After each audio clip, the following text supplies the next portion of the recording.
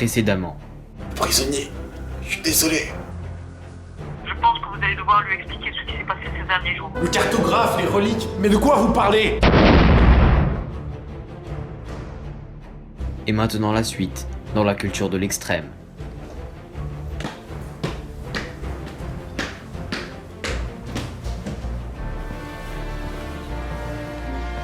Ça avance.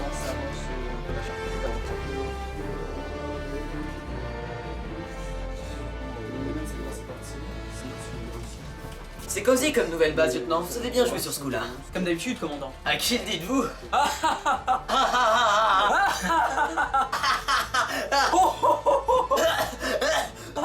Mais trêve de plaisanterie. Un homme est mort tout de même. Oui, c'est regrettable. Mais maintenant, on a un canapé. Ah, les assurances.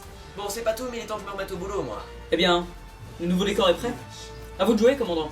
Bien, merci, lieutenant. Mesdames, mesdemoiselles, messieurs, bonsoir. Pourquoi j'ai changé de vêtements, là? Parce qu'on est passé en été qui fait chaud. En implant? Oui, non, mais on est vraiment en retard, là. Ah, faut croire. Bon bah, mesdames, mesdemoiselles, messieurs, bonsoir et bienvenue dans la culture de l'extrême. Saison 2.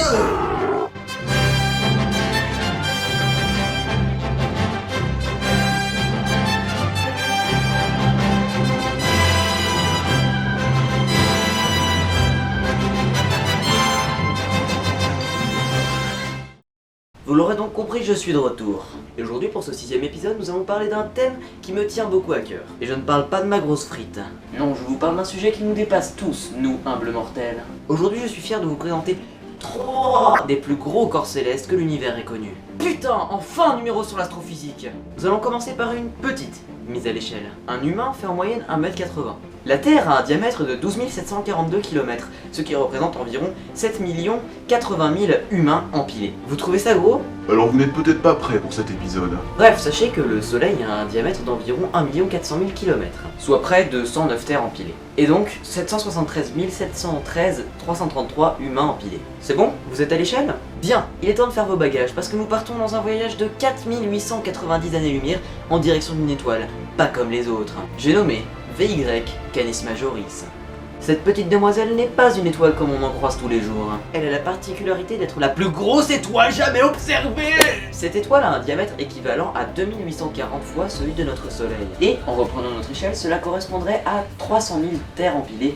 Et donc 2000 milliards d'humains empilés. Ça ne vous paraît pas énorme? C'est parce qu'on ne parle ici que du diamètre. Mais en volume, c'est une toute autre chose. D'après un calcul réalisé par le département scientifique de Triangle Production, on pourrait caser dans VY Canis Majoris 22 906 304 000 soleils. Alors autant vous dire que le nombre de terres qu'on pourrait y caser est tout simplement strato-astronomiquement supragigantesque. Il y a assez d'espace dans VY Canis Majoris pour y mettre pas moins de 29 908 868 milliards 30 millions de terres. Pour vous donner une idée, si on plaçait le centre de l'étoile au centre du Soleil, sa surface dépasserait l'orbite de Jupiter pour avoisiner celui de Saturne. Et ça, c'est plutôt gros les amis. Autre petite chose, si vous voulez faire le tour de VY Canis Majoris avec un avion, bon en l'occurrence ça c'est pas un avion mais c'est tout ce que j'ai trouvé, donc à une vitesse d'à peu près 900 km/h, cela vous prendrait à peu près 1100 ans. C'est suffisamment extrême pour vous?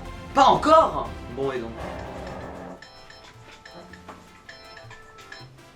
Oui, allô? Oui, bonjour, commandant.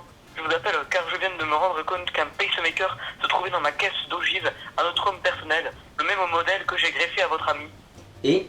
Eh bien, il est possible que je lui ai greffé accidentellement une ogive nucléaire. Vous savez, ces choses-là, c'est fragile et il se répète que... Ah, je vous arrête tout de suite, docteur, mais elle a déjà explosé. Mon Dieu, c'est si triste. Une ogive de cette qualité. Ah, je sais, mais ne vous inquiétez pas. Je vous en fais tout de suite parvenir un nouveau stock. Ah, merci à vous. Vous êtes fort aimable. Ah, pas de problème, c'est la base, j'ai envie de dire. Un grand merci à vous, commandant. Et une bonne journée. Eh bien, bonne journée à vous aussi.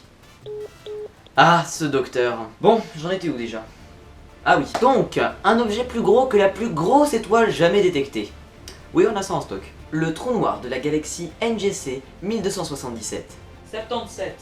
La galaxie NGC 1277 est une galaxie lenticulaire, c'est-à-dire que contrairement à la Voie lactée ou Andromède, qui sont deux belles galaxies en spirale avec leurs magnifiques bras, elles ressembleraient plutôt à un bol. Cependant, ces deux types de galaxies ont un point commun. Leurs étoiles orbitent toutes autour d'un trou noir supermassif. Le nôtre s'appelle Sagittarius A et est situé ici, à près de 23 000 années-lumière de notre système solaire. Il pèserait 4 millions de masses solaires et aurait un diamètre compris entre 20 et 40 millions de kilomètres. Il est assez difficile à observer car il possède une faible activité électromagnétique dû au fait que pour le moment, il n'a pas grand chose à ingérer. Par contre, le trou noir de la galaxie NGC 1277, lui, est très facile à observer. Peut-être parce qu'il pèse près de 17 milliards de masses solaires. Ce trou noir est le plus gros que les astronomes aient pu observer. Il représente à lui seul 14% de la masse de sa galaxie. Est-ce que vous en rendez compte? C'est incroyable, gigantesque, monstrueux. C'est comme... Comme Meubit. Oui, bon, ça va. À titre de comparaison, Sagittarius A ne représente que 0,1% de la masse du centre de la galaxie. Et c'est déjà énorme. Comme Meubit. La ferme. VY Canis Majoris, aussi énorme soit-elle, ne pèse pas plus de 30 masses solaires. Alors imaginez prendre 56 millions de Canis Majoris et de les compacter jusqu'à ce qu'il n'y ait plus de place entre leurs atomes. Et un atome est composé à 99,99% de vide. Vous obtenez alors ça. Un trou noir hypermassif, dont la surface atteindrait 12 fois l'orbite de Neptune s'il était placé au centre du système solaire. Vous y êtes? Moi non plus. Le problème avec ce colosse de 8 milliards d'années, c'est qu'il ne devrait pas exister. En effet, les théories actuelles sur les formations des galaxies ne prédisent pas qu'un corps si massif puisse exister. Nous avons donc en face de nous une anomalie spatio-temporelle. Je vous décrirai bien ce qui se passerait si on tentait de l'approcher, mais je laisse ça pour une future vidéo sur les trous noirs. Bon, on va pouvoir passer à la troisième... Quoi encore? Un appel du monde réel de la vérité véritable. Bon, passez sur haut-parleur et allumez la lumière. Allô David, ici David. Depuis qu'on a perdu le financement des chats Illuminati, on manque d'argent pour financer la saison 2 de la culture de l'extrême. Du coup, on est obligé de faire de la pub pour pouvoir vivre. On vient de modifier le script de la vidéo, est-ce que t'as tout reçu? Vous êtes sûr? Absolument. Allez, bon vent. Bon. Vous aimez la musique? Vous aimez la musique? Et plus important, vous aimez la musique vintage? Chaîne où vous aurez accès aux musiques de deux DJ talentueux, j'ai nommé lui et lui. Voilà, le lien est dans la description. Abonnez-vous, il paraît que c'est gratuit. En attendant, nous on peut revenir à nos moutons.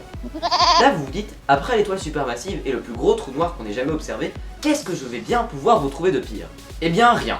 Mais je vais tricher et vous parler de la plus grosse galaxie connue. C'est honteux de tricher. Dois-je te rappeler que tu as ressuscité en un épisode? Je t'en prie, poursuis ton passionnant et enrichissant exposé. Notre galaxie, la Voie lactée, fait 400 000 années-lumière de diamètre. Cela veut dire qu'un vaisseau lancé à la vitesse faramineuse de 300 000 km par seconde mettrait 400 000 ans à la traverser. Maintenant, laissez-moi vous présenter sa grande sœur, IC 1101. Cette galaxie est tout simplement la plus large jamais observée. Avec ses 6 millions d'années-lumière de large, cette galaxie pèse environ 2 500 000 milliards de masse solaire contre seulement 200 milliards pour la Voie lactée. Si on mettait les deux galaxies à côté, ça donnerait ça, avec ici en tout petit la Voie lactée, et là, le monstre qu'est IC 1101. Elle s'est formée à la suite de la collision de plus petites galaxies telles que Andromède ou la nôtre, qui ont fusionné et ainsi de suite jusqu'à donner ce monstre. Cependant, quelle que soit sa taille, cette galaxie a un grave problème. Elle est mourante.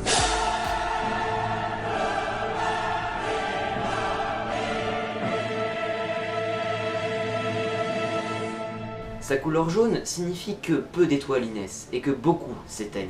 Les 100 000 milliards d'étoiles qui la composent ont épuisé tout le gaz et la poussière comme carburant et il n'y en a plus assez pour permettre la naissance de nouvelles étoiles. Ainsi, dans quelques milliards d'années, quand les dernières étoiles de IC 1101 auront rendu leur dernier souffle, celle-ci s'éteindra dans le froid et dans l'oubli de l'espace intergalactique. Ce schéma est applicable à tout l'univers. La preuve en est que dans pas moins de 4 milliards d'années, notre galaxie percutera celle d'Andromède, puis les deux fusionneront pour n'en former plus qu'une, plus grande et plus massive. Collision après collision, notre galaxie finira comme IC 1101, jusqu'à s'éteindre avec le reste de l'univers.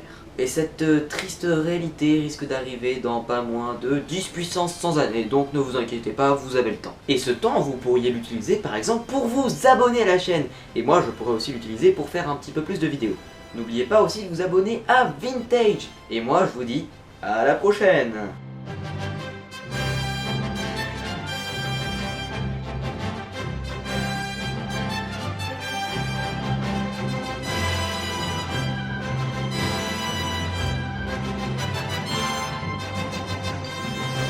La vidéo t'a plu? Alors rejoins-nous sur Facebook, Twitter et Vine.